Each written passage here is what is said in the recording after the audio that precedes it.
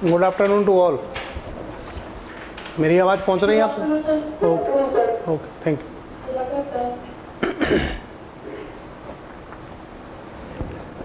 आज हम लोग लॉ टेस्ट पेपर 25/12 जो लास्ट सैटरडे को अभी जो निकल चुका है उसमें हुआ था। रूल्स आपको मालूम है, 60 मिनट का पेपर होता है, कुल 50 अंक होते हैं और 5 प्रश्न करने होते हैं। प्रश्न क्रमांक 1 अनिवार्य है, प्रत्येक खंड से एक प्रश्न करना अनिवार्य होता है। कुल मिलाकर 3 खंड हैं, section A, section B, section C. तीनों में से एक क्वेश्चन कंपलसरी है और एक आपका पहला क्वेश्चन कंपलसरी। इस तरीके से 4 क्वेश्चन हो जाते हैं और ऑल ओवर आपको 5 क्वेश्चंस करने होते हैं। अब पहले क्वेश्चंस में आप लोगों ने क्या लिखा है वो आपके पास, जिसके पास कॉपी है वो अपनी कॉपी से मिलान करेगा और जिसके पास कॉपी नहीं है वो नोट करेगा। और नोट करने के बाद जब कॉपी उनको मिल जाएगी तो अपनी कॉपी में देखेंगे आप कि हमसे क्या गलती हुई है, ठीक है ना। बहुत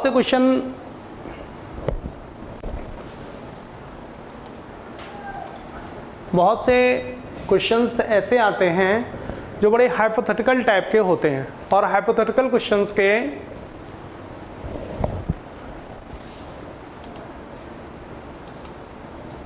बहुत से क्वेश्चन हाइपोथेटिकल टाइप के होते हैं और हाइपोथेटिकल क्वेश्चंस जो होते हैं उनके आंसर्स भी आपको उसी तरीके से देने होते हैं।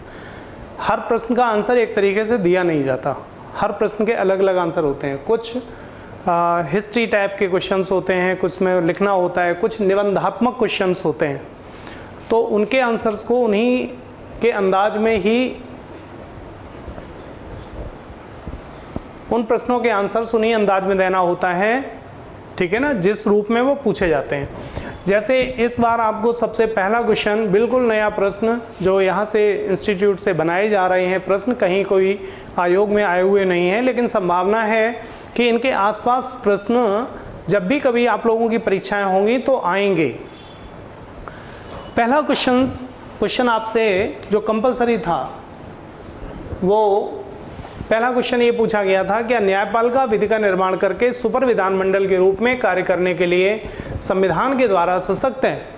क्या न्यायपालिका किसी विधेयक पर निर्णय लेने के लिए राष्ट्रपति को निर्देश दे सकता है? यदि हाँ तो किस प्रावधान से? अब आपको जब भी आप इसको पढ़ें तो एक तो आपको करंट अफेयर के साथ आप ऑलवेज टच रहना है, करंट अफेयर से कनेक्ट रहना है, करंट अफेयर से आपको दूर नहीं भागना है। अगर आप करंट अफेयर से दूर भागेंगे तो प्रॉब्लम होगी, फिर आप पेपर नहीं सॉल्व कर पाएंगे। लॉ सब्जेक्ट हिस्ट्री ज्योग्राफी नहीं है जो 10 साल बाद बदलेगी, हिस्ट्री तो बदलती नहीं है, और जो ज्योग्राफी है वो 10 साल 15 साल बाद बदलेगी। तो लॉ सब्जेक्ट ऐसा है जो नित्य परिवर्तित होता रहता है और आपको बहुत से केस लॉस के आधार पर आपके क्वेश्चंस पूछे जाते हैं। तो अगर आपकी केस लॉ पर पकड़ है और समसामयिक जो घटनाएं घट रही हैं उस पर भी अगर आपकी पकड़ है तो ऐसी स्थिति में आप प्रश्न के आंसर दे पाएंगे, ठीक है ना। तो बेसिक्स तैयार करने के बाद जो सारे आंसर निकलते तो बेसिक से हैं, आपको आंसर भी बेसिक से ही देना है जो आपके बेसिक्स क्लास में तैयार करवाए जाते हैं। लेकिन जो क्वेश्चन आपसे पूछा जा रहा है वो कुछ करंट अफेयर से जुड़ा हुआ है। जैसे पहला क्वेश्चन आपसे पूछा गया था, क्या न्यायपालिका विधि निर्माण करके सुपर विधानमंडल के रूप में कार्य करने के लिए संविधान के द्वारा सशक्त है? Is the judiciary empowered by the constitution to act as a super legislator by making laws? दो प्रश्न इसमें हैं, इतना पूछा गया। फिर उसके बाद can the judiciary direct the president to decide on a bill? If yes then under what provisions? तो इस प्रकार के जब भी प्रश्न आते हैं तो आपको, चूंकि एक प्रश्न में 2 प्रश्न पूछे गए हैं और दूसरे प्रश्न का संबंध पहले प्रश्न से है, तो ऐसी स्थिति में आपको सबसे पहले प्रश्न को आप ये बात मानकर चलिए कि दूसरा प्रश्न पूछा ही नहीं गया है। जब भी आप आंसर करें तो ये मानकर चलें कि दूसरा प्रश्न पूछा ही नहीं गया है। फर्स्ट ऑफ ऑल पहले प्रश्न का आप आंसर करें, देन आफ्टर जो उसके साथ में कंसर्न क्वेश्चन है, जब आप पहले प्रश्न का सटीक आंसर कर लेंगे तो कंसर्न क्वेश्चन का आपको सेकंड टाइम, जो सेकंड आपका स्टेज बनती है, उसमें आपको सेकंड क्वेश्चन का आंसर करना होता है। कई बार आप लोगों की जो कॉपी हम लोग देखते हैं उसमें क्या होता है कि पहला क्वेश्चन तो हवा ही हो जाता है और जो कुछ भी दूसरे क्वेश्चन की अभी समसामयिक चल रही है वो थोड़ा बहुत आपकी नॉलेज में होती है, वो आप पूरी छाप देते हैं, ठीक है ना। ये प्रॉब्लम है। दूसरी प्रॉब्लम ये है कि लीगल प्रोविज़न के बिना किसी भी क्वेश्चन को अगर आप दे रहे हैं तो नंबर नहीं मिलेंगे। लीगल प्रोविज़न की ज़रूरत है। हम स्टोरी आपसे पूछ रहे हैं, स्टोरी दे रहे हैं, तो आप स्टोरी का जवाब स्टोरी में दे रहे हैं। स्टोरी का जवाब स्टोरी से नहीं हो सकता। हम स्टोरी दे रहे हैं तो इसका मतलब ये है कि अप्रत्यक्ष रूप से छुपा हुआ प्रावधान है। ये हमारा मोटो है कि हम आपसे लीगल प्रोविज़न जानना चाहते हैं, और लीगल प्रोविज़न के साथ साथ उसमें जो स्टोरी है उस पर क्या निर्णय होगा वो मैं जानना चाहता हूँ आपसे। ये चीज़ विशेष रूप से ध्यान रखें जब आप कॉपी सॉल्व करें, और अगर आपको अपने में मल्टीपल तरीके से आपको चेंज करना है तो इन सब बातों पर आपको ध्यान रखना होगा। अब जैसे कि मैं पहले प्रश्न पर आ रहा हूँ, क्या न्यायपालिका विधि निर्माण करके सुपर विधानमंडल के रूप में कार्य करने के लिए संविधान के द्वारा सशक्त है?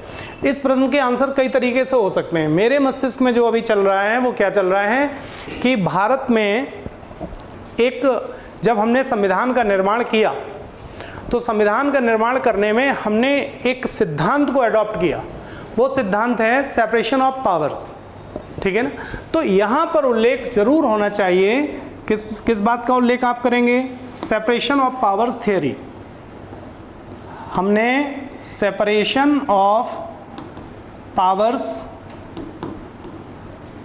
के सिद्धांत को, ये आंग्ल सिद्धांत है, इसको हमने भारतीय विधि व्यवस्था में अडॉप्ट किया है। अब ये जो सेपरेशन ऑफ पावर्स का जो सिद्धांत है वो क्या है, ये आपको 2 लाइन में बताना होगा। अब ये सिद्धांत क्या है? मान लो सपोज दैट यहाँ आपको बताना चाहिए था कि सेपरेशन ऑफ पावर्स में ये कल्पना की गई कि अगर समस्त शक्तियाँ एक जगह रहेंगी तो फिर आतताई सरकार, हिटलरशाही सरकार तैयार हो सकती है। तो सरकार की शक्तियों का विभाजन कर दिया जाए, यानी कि न्यायपालिका, कार्यपालिका और विधायिका। हमने भी अपनी व्यवस्था में सरकार की शक्तियों को 3 भागों में डिवाइड कर दिया। 3 भाग कौन से हो गए? एक एग्जीक्यूटिव हो गया, एक लेजिस्लेटिव हो गया, और एक हो गई जुडिशरी। एग्जीक्यूटिव का कार्य है, एग्जीक्यूटिव को सौंप दिया गया, लेजिस्लेटिव को कार्य सौंप दिया गया, और जुडिशरी को सौंप दिया गया। जुडिशरी का कार्य है विधियों का इंटरप्रिटेशन करना, न कि विधि का निर्माण करना।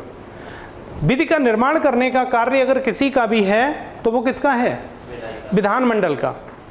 विधानमंडल अगर सजग है, विधानमंडल अगर विधि का निर्माण कर रही है, या विधानमंडल अपने कार्य को अगर कर रही है, तो न्यायपालिका को इसमें किसी भी प्रकार का कोई हस्तक्षेप नहीं करना चाहिए, क्योंकि न्यायपालिका का कार्य है विधानमंडल के द्वारा बने हुए विधायन को इंटरप्रेट करना।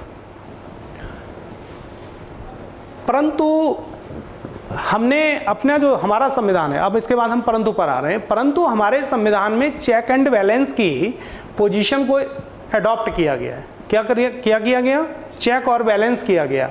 अर्थात अगर कभी कोई सिस्टम अपने दायित्वों का पालन नहीं करता है तो संविधान में ऐसे प्रावधान पाए जाते हैं कि विशेष परिस्थितियों में दूसरा सिस्टम उसके कार्यों को करना शुरू कर देता है। ऐसे प्रावधान पाए जाते हैं, लेकिन ये अपवादात्मक परिस्थितियों में होते हैं।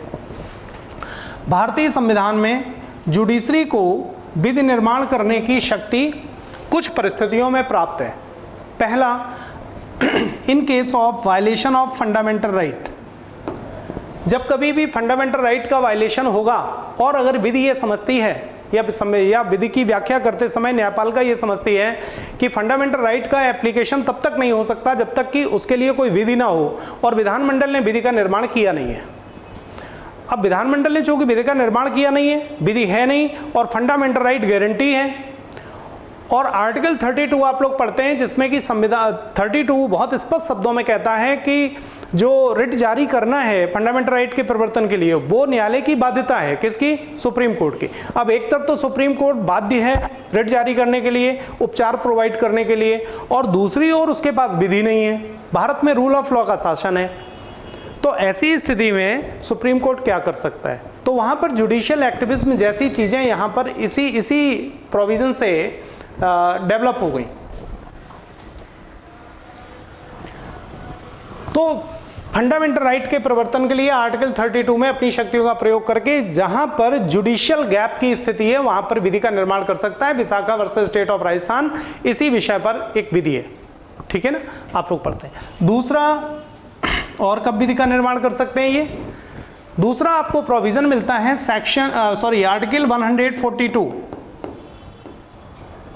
आर्टिकल 142 संविधान में हमें प्राप्त होता है, जहां पर एब्सोल्यूट जस्टिस को प्रदान करने के लिए, टू प्रोवाइड एब्सोल्यूट जस्टिस, न्यायपालिका विधि का निर्माण कर सकती है। किसी व्यक्ति को एब्सोल्यूट जस्टिस प्रोवाइड करने के लिए न्यायपालिका विधि का निर्माण कर सकती है। ये हम लोगों को आर्टिकल 142 में प्रोविजन मिलता है, तो यहां पर कर सकते हैं। इन दो दशाओं के अलावा न्यायपालिका को विशेष रूप से या कहीं पर भी विधि निर्माण करने की शक्ति प्राप्त नहीं है। एक और आर्टिकल पाते हैं हम लोग, आर्टिकल 145। आर्टिकल 145 में अपनी प्रक्रिया के नियम बनाने का, निर्माण करने की पावर है, ठीक है। तो उसका हमें उल्लेख यहां करना नहीं है। हमारा प्रश्न जो है टोटल फंडामेंटल राइट और आर्टिकल 142 से है, ठीक है ना। अब जो वर्तमान परिस्थिति है वो हमारा जो ये प्रासंगिक है विषय, ठीक है ना, उस विषय पर आते हैं।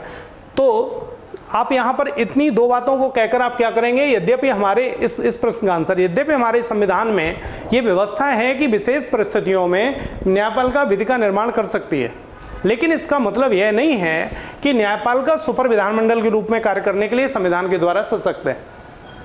अपवाद नियम नहीं होते, अपवादात्मक परिस्थितियों में ये कार्य करने की शक्ति है जब विधानमंडल उस तरीके से कार्य न कर रहा हो, जब विधानमंडल के द्वारा निर्मित विधि हो ना, जब जुडिशियल गैप की स्थिति हो, तब के लिए ये है। अतः सुपर विधानमंडल के रूप में कार्य करने के लिए सशक्त नहीं है। अब प्रश्न उत्पन्न होता है, क्या न्यायपालिका किसी विधेयक पर निर्णय लेने के लिए राष्ट्रपति को निर्देश दे सकता है? यदि हाँ, तो किस प्रावधान से? अब इसके लिए आपको जो चूंकि मैटर जो उठा वो आर्टिकल 111 और आर्टिकल 201 से रिलेटेड मैटर है। आर्टिकल 111 में प्रेसिडेंट ऑफ इंडिया आर्टिकल 111 के अंतर्गत जो अधिनियम, जो भी लॉज बनते हैं उस पर अपनी सहमति प्रदान करता है, ये प्रेसिडेंट ऑफ इंडिया। 201 में जो राज्यपाल है, राज्यपाल को अनुमति देनी होती है, लेकिन राज्यपाल किसी विधेयक पर प्रेसिडेंट ऑफ इंडिया के विचार के लिए विधेयक को अपने पास रोक सकता है। ऐसे बहुत से उदाहरण हैं जबकि प्रेसिडेंट ऑफ इंडिया को सिफारिश की गई, जब प्रेसिडेंट ऑफ इंडिया को सिफारिश की गई कि आप इस पर अपनी अनुमति दीजिए, तो प्रेसिडेंट ऑफ इंडिया ने जेबी वीटो का प्रयोग कर लिया और जेबी वीटो का प्रयोग करके उस विधि पर कभी भी अपनी सहमति नहीं दी। एक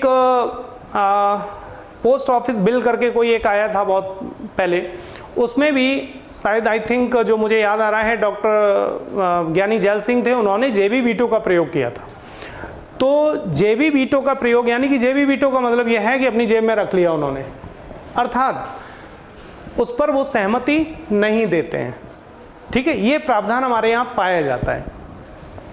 अब बात आती है कि जो अभी हाल में ही एक केस आया जिसमें कि व्यवस्था दी गई, तमिलनाडु का केस है, जिसमें कि बहुत से विधि निर्माण कर लिए गए थे और राज्यपाल ने प्रेसिडेंट ऑफ इंडिया के लिए रोक कर रखे थे अपने पास, ठीक है ना। मूल विषय हमारा ये था, उसी पर याचिका आई थी जिस पर न्यायालय ने निर्णय दिया कि प्रेसिडेंट ऑफ इंडिया 3 माह के अंदर इस पर निर्णय ले। यहां पर 3 माह के अंदर निर्णय लेने के लिए स्टेटमेंट दिया है कि प्रेसिडेंट ऑफ इंडिया को जो भी निर्णय लेना है वो 3 माह के अंदर, यानी कि उसको जो अपने ड्रॉर में रखकर बैठे हुए हैं वो उस पर न करें, ड्रॉर में न रखें। यहाँ जो मूल प्रश्न है वो जेबी वीटो से रिलेटेड है। अब ये आर्टिकल 75 और 76 से रिलेटेड कुछ मैटर आ जाते हैं, जहाँ पर 75, 76 या यहाँ पर भी आर्टिकल 111 से रिलेटेड मैटर आ जाते हैं। प्रेसिडेंट ऑफ इंडिया तब सहमति प्रदान करता है जब मंत्रिमंडल उनको सिफारिश करता है, ठीक है ना। तो कुल मिलाकर यहाँ पर इन्होंने आपको, चूंकि आपको जब आपको निर्णय करना है, जब आपको क्वेश्चन का आंसर करना है, तो आपको ये नहीं कहना है, आप चूंकि जुडिशरी से रिलेटेड हैं, तो आपको बिल्कुल ही सुप्रीम कोर्ट के या हाई कोर्ट के अगेंस्ट कोई वक्तव्य आपको देना नहीं है। लेकिन इसका मतलब ये भी नहीं है कि आप लॉ भूल जाएं, तो आपको बैलेंस वक्तव्य देना है। तो आप यहाँ पर यह कह सकते हैं कि न्यायपालिका, जहाँ तक इस प्रश्न का प्रश्न है, ये प्रश्न संबंधित है जो इस केस लॉ से, जो केस लॉ का आप नाम देंगे उस केस लॉ से रिलेटेड है, और उस केस लॉ में न्यायपालिका ने विधि का निर्माण नहीं किया है, बल्कि न्यायपालिका ने अपनी सीमाओं को पार नहीं किया, विधि का निर्माण नहीं किया, बल्कि उस मामले में न्यायपालिका ने 3 माह की डेडलाइन जारी की है कि इन 3 माह के अंदर जो प्रेसिडेंट ऑफ इंडिया है उस पर अपना जो भी विधेयक लंबित हैं उन पर अपना निर्णय लें। तो इस तरीके से आप ये कहते हुए कि प्रेसिडेंट जो न्यायपालिका है वो अपना ही कार्य कर रही है, न्यायपालिका ने विधानमंडल का काम नहीं किया, न्यायपालिका सुपर विधानमंडल के रूप में कार्य नहीं कर रही है, न्यायपालिका अपने दायित्वों का निर्वहन कर रही है। और इस तरीके से जो 3 माह का जो उन्होंने वो दिया है, टाइम दिया है, इसका मतलब यह बिल्कुल नहीं होता कि न्यायपालिका ने विधि का निर्माण कर दिया है। ठीक है ना। तो इस तरीके से आपको कंक्लूड करना होगा अपने प्रश्न को, इस टाइप के प्रश्न को। कभी भी ध्यान रखना है न्यायपालिका के अगेंस्ट आपको कोई वक्तव्य जारी नहीं करना है। ठीक है ना। तो इस टाइप के क्वेश्चंस में इन बातों का विशेष ध्यान रखें। अगर आपने इसी उस पर प्रश्न को लिखा है तो मुझे लगता है बहुत अच्छा लिखा होगा, लेकिन आई थिंक मुझे लगता नहीं है कि इस लाइन पर किसी ने लिखा है। ठीक है ना। और इसमें आपको केस लॉ भी देखते रहना है थोड़ा सा। यहाँ पर जो केस लॉ आया था वो state of Tamil Nadu versus governor of Tamil Nadu. ठीक है ना।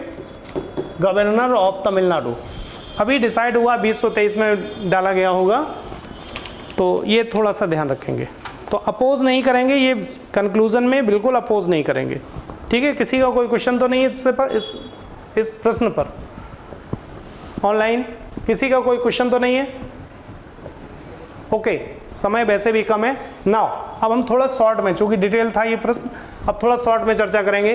क्या निम्नलिखित विशेषज्ञ के साक्ष्य स्वीकार किए जाएंगे? यदि हाँ तो कारण बताइए और मामले हवाला दीजिए। आपको सबसे पहले लॉ बताना है, इसमें लॉ बताना है। अगर आप इंडियन एविडेंस एक्ट 1872 से बात करेंगे तो सेक्शन 45 का हवाला यहाँ दीजिए। 45 में एक्सपर्ट एविडेंस को रिलेवेंट घोषित किया गया है। एक्सपर्ट कौन है, किन मामलों में वो साक्ष्य दे सकता है, इसका हवाला आप दीजिए। सेक्शन 45 क्या स्टेट करती है, किस प्रकार की बातें करती है वो बताइए। इसके बाद प्रश्न नंबर 1 को देखिए, फिर प्रश्न नंबर 2 को देखिए। अब 1 में आपको देखना है उपद्रव से संपत्ति के मूल्य ह्रास के बारे में वास्तुकार का साक्ष्य। ठीक है ना। वास्तुकार कौन है? ये जो वास्तुकार हैं, या इसमें हमने आपको लिखा हुआ है कहाँ गया, आर्किटेक्ट। आर्किटेक्ट कौन है? ये एक्सपर्ट है। एक्सपर्ट अपनी ओपिनियन देगा कि जो मूल्य ह्रास हुआ है उपद्रव के बारे में, जो तोड़फोड़ हुई है उसमें कितना जो वैल्यू है वो कम हुई है प्रॉपर्टी की। ठीक है ना। तो वैल्यू उस पर उसकी जांच करेगा, जांच करके रिपोर्ट देगा। ये काम न्यायालय नहीं कर सकता, इस रिपोर्ट के आधार पर न्यायालय कार्य करेगा। ये साक्ष्य लिया जा सकता है, रिलीवेंट है। अब बात आती है दूसरे प्रश्न की। किसी दस्तावेज के निर्माण पर अपनी राय देने के लिए किसी विशेषज्ञ का साक्ष्य। निर्माण पर evidence as an expert to give his opinion upon the construction. Construction को आप इंटरप्रिटेशन भी कह सकते हैं, इसका एक सिनोनिम वर्ड्स है इंटरप्रिटेशन। ठीक है ना। कंस्ट्रक्शन, कोई डॉक्यूमेंट कैसे कंस्ट्रूट किया गया। अब डॉक्यूमेंट कैसे कंस्ट्रूट किया गया, वो डॉक्यूमेंट डुप्लीकेट है, असली है, सही है, गलत है, फोर्ज है, कैसा डॉक्यूमेंट है, इस पर ओपिनियन देना किसको है? एक्सपर्ट की ओपिनियन की बात की गई। हमेशा ध्यान रखना, साक्ष्यों का, ये जो डॉक्यूमेंट है वो साक्ष्य है। साक्ष्यों का विश्लेषण करना न्यायालय का कार्य है, साक्ष्य का विश्लेषण करना एक्सपर्ट का कार्य नहीं है। तो it is the job of the court, not of the expert. That's why जो सेकंड आपका है वहां पर एक्सपर्ट ओपिनियन स्वीकार नहीं होगी। ठीक है ना। पहले वाले में एक्सपर्ट ओपिनियन जाएगी, दूसरे में नहीं जाएगी। नेक्स्ट, कोई क्वेश्चन तो नहीं किसी का? ओके, नेक्स्ट तीसरा। हाँ जी,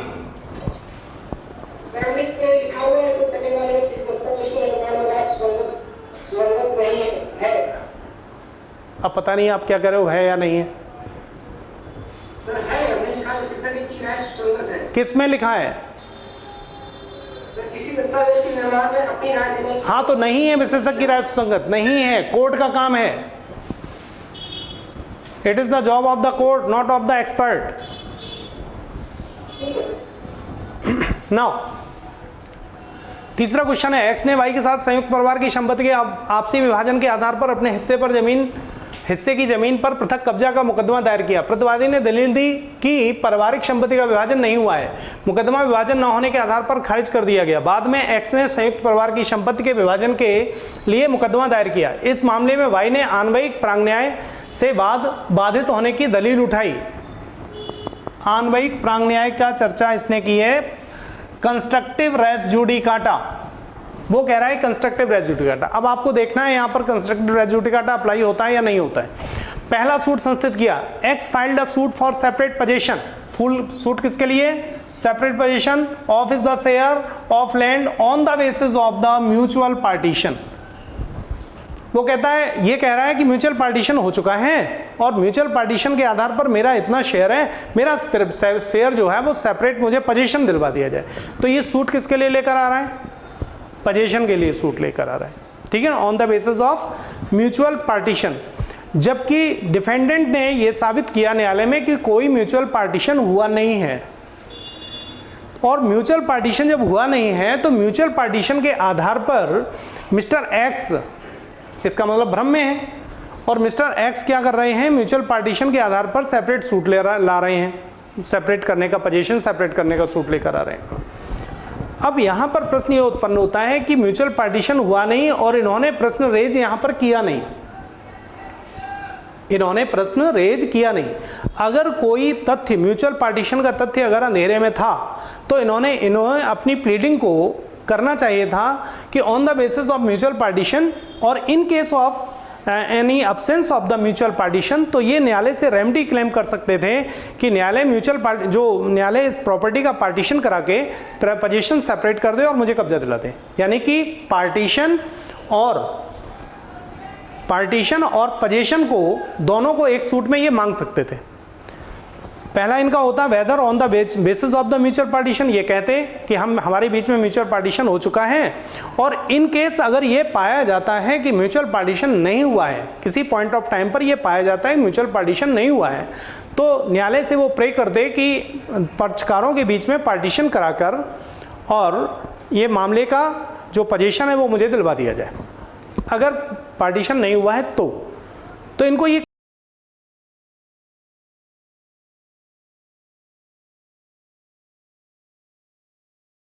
कहना चाहिए था, बट उन्होंने नहीं कहा, ठीक है ना। अब प्रश्न उत्पन्न होता है कि दूसरा सूट लेकर आते हैं और जिसमें पार्टीशन की डिमांड करते हैं। अब जहां तक आप कंस्ट्रक्टिव रेस जुडिकाटा की बात की जा रही है, तो कंस्ट्रक्टिव रेस जुडिकाटा में सेक्शन 11 एक्सप्लेनेशन 4 की आपको चर्चा करनी है। सेक्शन 11 एक्सप्लेनेशन 4 की चर्चा करनी है, और वहां पर लिखा हुआ है might and ought.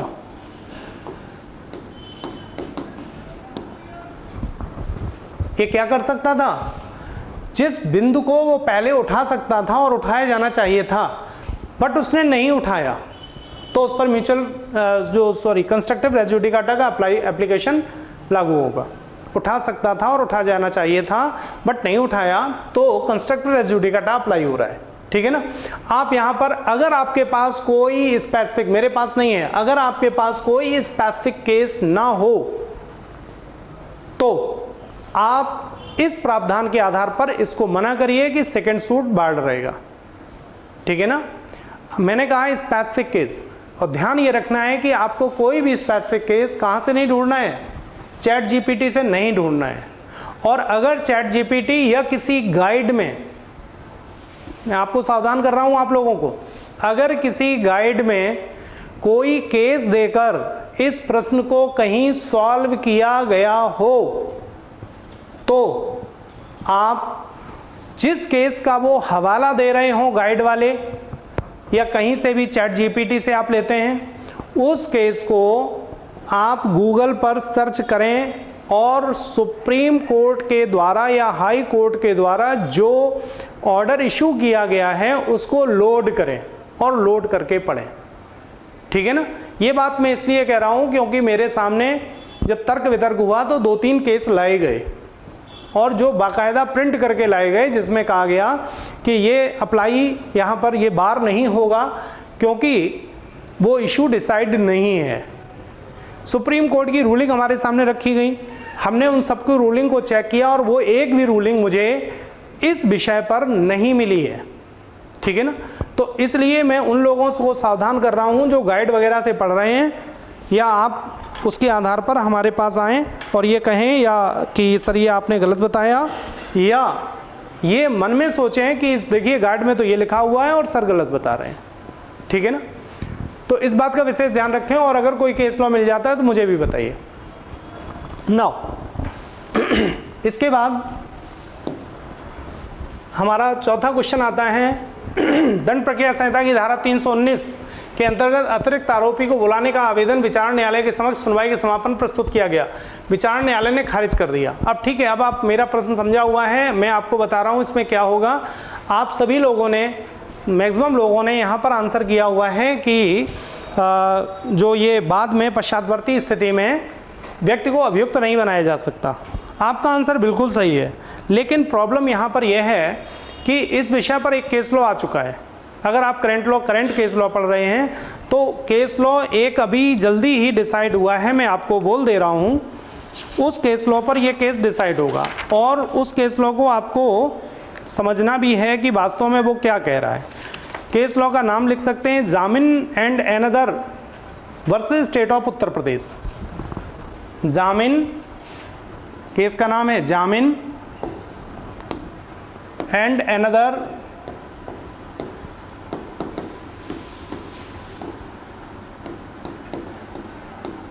Versus Uttar Pradesh. 2025 मार्च में डिसाइड है, मार्च में हो या फरवरी में, ये डिसाइडेड केस है बाय द सुप्रीम कोर्ट, ठीक है ना।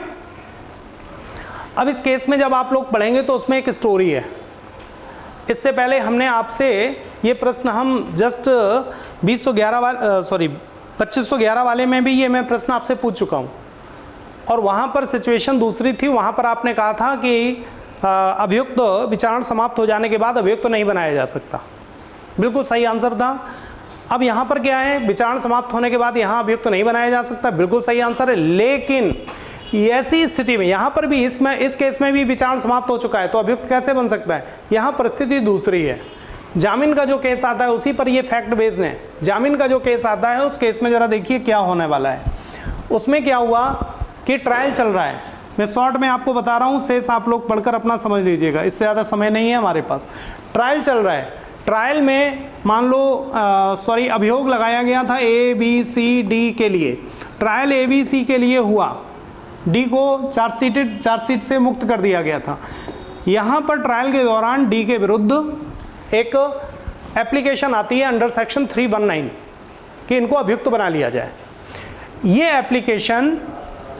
एप्लीकेशन यहाँ से डिसमिस हो जाती है, ठीक है ना। ये एप्लीकेशन डिसमिस हो जाती है।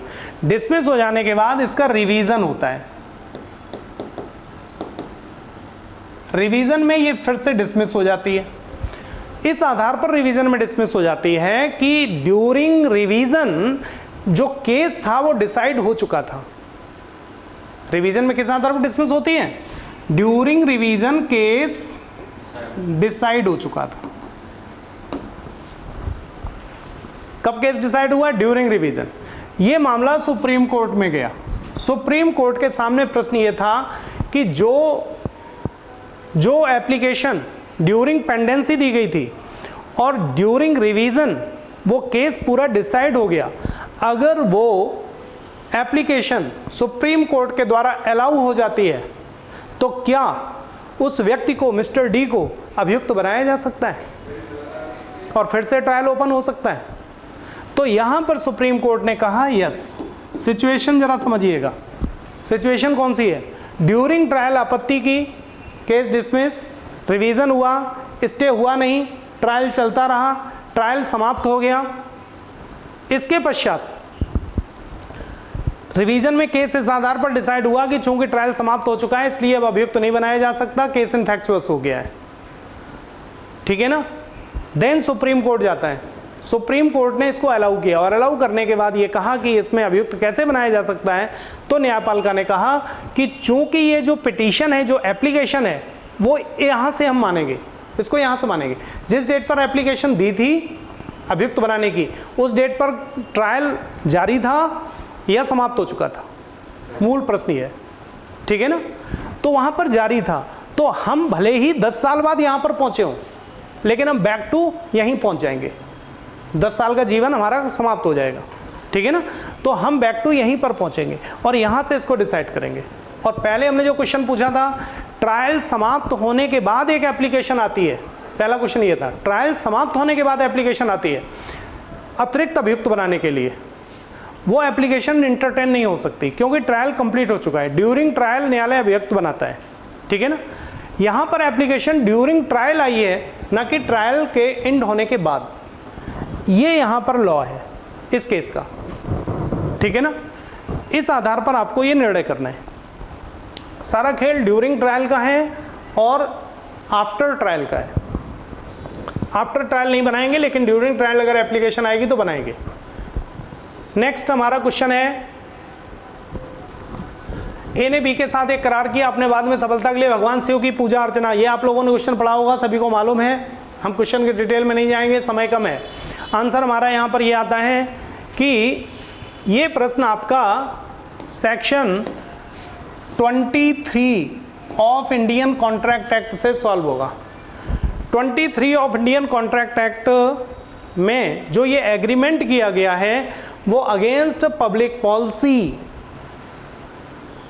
कवर्ड होता है, अगेंस्ट पब्लिक पॉलिसी होगा, ठीक है ना।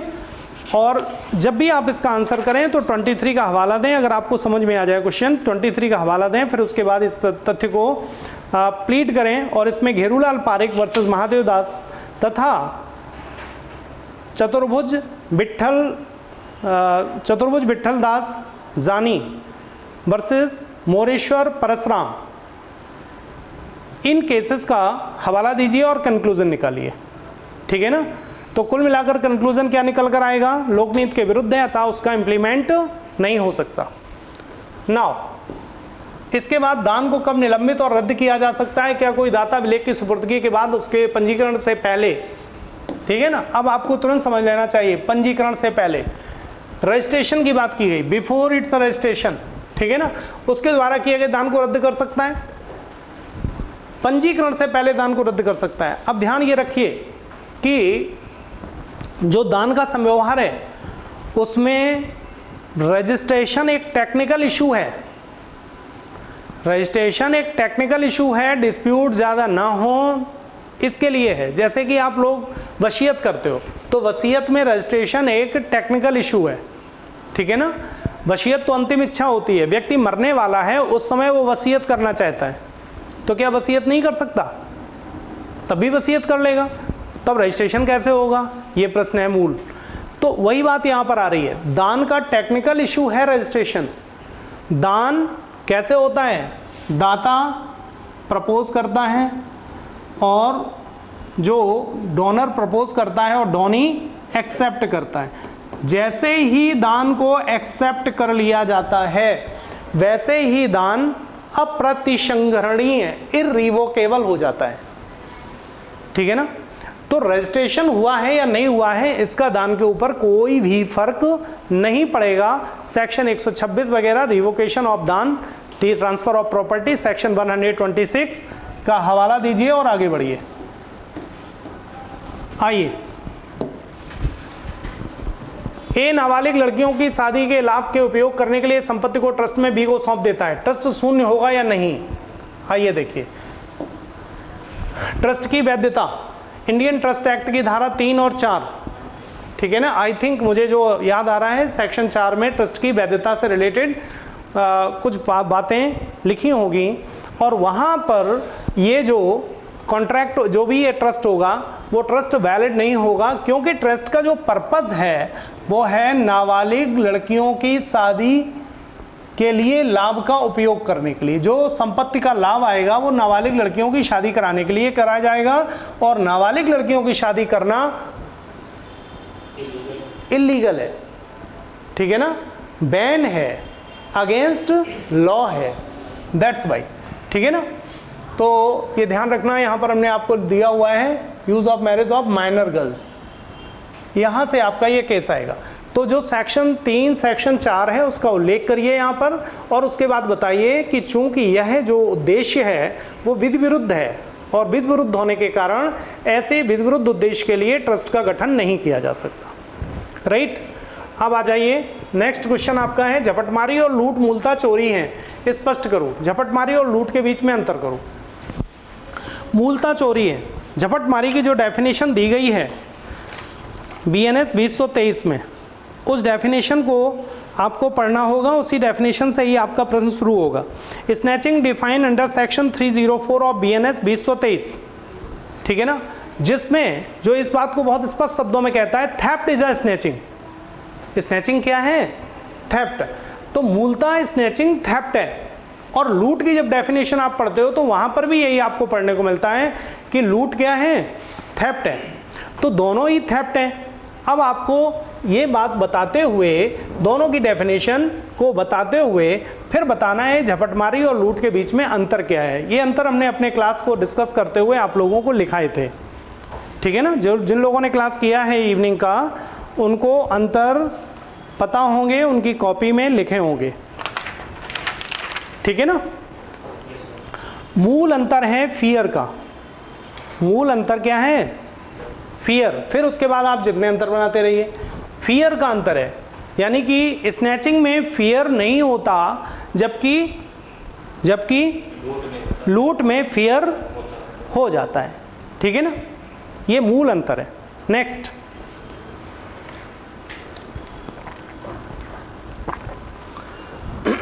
नेक्स्ट क्वेश्चन 9 है, it is related with the tort. जिन लोगों ने इसे सॉल्व किया हो, यहां पर मैं आपको की वर्ड दे रहा हूं, विधि रीजनेबल, युक्त प्लेंटिफ को प्रोटेक्ट करती है। किस प्लेंटिफ को प्रोटेक्ट नहीं करेगी? सेंसिटिव प्लेंटिफ को प्रोटेक्ट नहीं करती।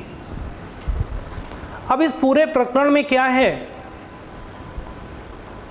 कस्बे में पड़ोसी हैं, बी सी के पिता दूसरे डी के घर रहते हैं। ए अपने परिसर के एक हिस्से में एक छोटा सा विनिर्माण व्यवसाय चलाता है, इससे शोर पैदा होता है, पड़ोसियों को कोई तकलीफ नहीं होती इससे।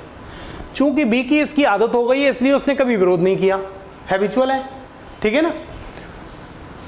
अब क्या हुआ? सी बीमार पड़ गया, ठीक है। बी और सी अपने दूसरे बेटे डी के साथ गांव में रहते हैं। बी के पिता सी अपने दूसरे बेटे डी के साथ गांव में रहते हैं। बी हैबिचुअल है, बी जो है वो हैबिचुअल है, वो तो वो आदत पड़ गई है। और इसके जो पिता सी हैं वो कहाँ रहते हैं? गांव में। तो गांव में शोरगुल होता नहीं है। अब क्या हुआ कि ये इलाज कराने के लिए इनका बीमार हो गए, और इलाज कराने के लिए अपने दूसरे बेटे यानी कि बी के पास शहर में आते हैं। वो शहर में आते ही चूंकि ये बीमार थे, इसलिए बीमारी में व्यक्ति को प्रॉब्लम होती है, ठीक है ना। उसको शोर कैसा लगा? असहनीय लगा। अतः एक के खिलाफ मुकदमा दायर किया गया, ठीक है ना। क्या ये मुकदमा मेंटेनेबल होगा? प्लेंटिफ हमारा कैसा है? सेंसिटिव, ठीक है ना। विधि न्यूसेंस को, न्यूसेंस की जब हम चर्चा करते हैं तो विधि किसको प्रोटेक्ट करती है? रीजनेबल प्लेंटिफ को। थोड़ा बहुत शोर, आप रोड पर निकलते हैं, थोड़ा बहुत शोर, जहां पर आप शहरों में रहते हैं तो शहर के लोग शोर सहन करने के लिए हैबिचुअल होते हैं, लेकिन गांव के लोग वो शहर सुनने के लिए हैबिचुअल नहीं होते, ठीक है ना। तो शहर में वो शोर सामान्य है, ठीक। वादी हमारा जो है वो सेंसिटिव है, शहर का जीवन नहीं चल पाएगा, इसलिए इसको रिलीफ नहीं मिलेगी, वाद खारिज होगा, ठीक है। दैट इज द टॉर्ट का क्वेश्चन। अब आ जाइए, हिंदू दत्तक ग्रहण और भरण पोषण अधिनियम के तहत वैध दत्तक ग्रहण की आवश्यक शर्त क्या है? क्या कोई हिंदू नाजायज बेटा होने पर बच्चा गोद ले सकता है, ठीक है ना। अब जब आप हिंदू मैरिज एक्ट में पढ़ेंगे तो Hindu marriage Hindu adoption act है, तो एडॉप्शन एंड कौन सा है? Maintenance act. एक हिंदू एडॉप्शन और मेंटेनेंस एक्ट है, उसको जब आप पढ़ते हैं तो उसमें एक सेक्शन आपको पढ़ने को मिलती है, शायद आई थिंक सेक्शन 11, 11 हो या 12 हो, जरा देख लीजिएगा, शायद 11 होगी। Conditions for a valid adoption, उसमें ये शब्द मिलता है कि जो व्यक्ति एडॉप्ट कर रहा है उसके पास लेजिटिमेट सन, ग्रैंडसन, ग्रेट ग्रैंडसन नहीं होना चाहिए, daughter, grand daughter and great grand daughter नहीं होनी चाहिए। कैसी? लेजिटिमेट शब्द का इस्तेमाल किया गया है, लेकिन यहाँ पर जब तक आपको कोई केस लॉ नहीं मिले तब तक आप मेरे साथ चलेंगे। केस लॉ मिल जाए तो मुझे भी बताइएगा। यहाँ पर लेजिटिमेट शब्द का मतलब, जो इलेजिटिमेट शब्द आप यहाँ पर इसका जो दिया गया है उस इलेजिटिमेट से नहीं है, ध्यान ये रखना होगा, ठीक है ना। यहाँ पर इसको हम लेजिटिमेट ही मानेंगे। अब इसके अपने सपोर्ट में हम इसको कौन कौन सी चीज़ें लेकर आते हैं, जैसे कि हिंदू मैरिज एक्ट पढ़ते हैं। हिंदू मैरिज एक्ट में शून्य विवाह से उत्पन्न संतान लेजिटिमेट होती है कि इलेजिटिमेट होती है, लेकिन अपने पिता की संतान होती है और अपने पिता की संपत्तियों की हकदार होती है, जबकि वो ऐसे विवाह से उत्पन्न होती है जो विवाह नहीं होता, वॉइड हो जाता है, ठीक है ना। तो कुल मिलाकर कहीं ना कहीं कुछ परिस्थितियों तक इलेजिटिमेट चाइल्ड को परमिट किया गया है और इलेजिटिमेट चाइल्ड को चाइल्ड माना गया। जैसे कि हम ये कहेंगे जो एक एडल्टियस रिलेशन से उत्पन्न होने वाला पुत्र है वो कौन है? एडल्टियस रिलेशन से उत्पन्न होने वाला पुत्र लेजिटिमेट है कि इलेजिटिमेट है? इलेजिटिमेट है। लेकिन हमारी जो पुरानी व्यवस्था है उसने एडल्टियस रिलेशन से उत्पन्न होने वाली संतानों को वैलिड संतान के रूप में स्वीकार किया। महाभारत इसका प्रत्यक्ष प्रमाण है, ठीक है ना। तो अगर आपके पास कोई केस लॉ नहीं है तो आप इस तरीके से इसका आंसर कर सकते हैं। और दूसरा आपका ये आंसर है कि as per section 11 legitimate child होना चाहिए। ये चूंकि लेजिटिमेट चाइल्ड है, सीधे आप सीधे कहिए लेजिटिमेट चाइल्ड है, इसलिए यहाँ पर वह बार्ड नहीं है। तो आंसर आपके दोनों तरीके के हो सकते हैं, आपको तर्क देना पड़ेगा। यहाँ पर जो भी आप आंसर कर रहे हैं उस पर तर्क देना पड़ेगा। हो सकता है आपका आंसर एक तरीके से सॉल्व किया गया हो और दूसरे तरीके से गलत कर दिया गया हो। ये व्यवस्था आपको लोक सेवा आयोग तक फेस करनी पड़ेगी। जो लोक सेवा आयोग का व्यू होगा उसके आधार पर आपका केस डिसाइड हो जाएगा। आपका मामला, आपको जो मार्किंग है वो उसी के आधार पर मिलेगी। तो एक आध क्वेश्चन का बहुत बड़ा इशू नहीं होता। ये प्रॉब्लम दोनों तरीके से सॉल्व हो सकती है। एक में आप कह सकते हैं कि वो इंटाइटल्ड नहीं है और एक में कह सकते हो इंटाइटल्ड है। दोनों के अलग अलग तर्क आपको देने पड़ेंगे, लेकिन दोनों में सेक्शन 11 का आपको उल्लेख करना ही पड़ेगा, ठीक है ना। तो ये आपका टोटल जो 10 क्वेश्चन का सेट था वो मैंने आपके साथ थोड़ा सा संक्षेप में, जितना भी समय था उसमें हमने आपके साथ डिस्कस किया। किसी का कोई क्वेश्चन?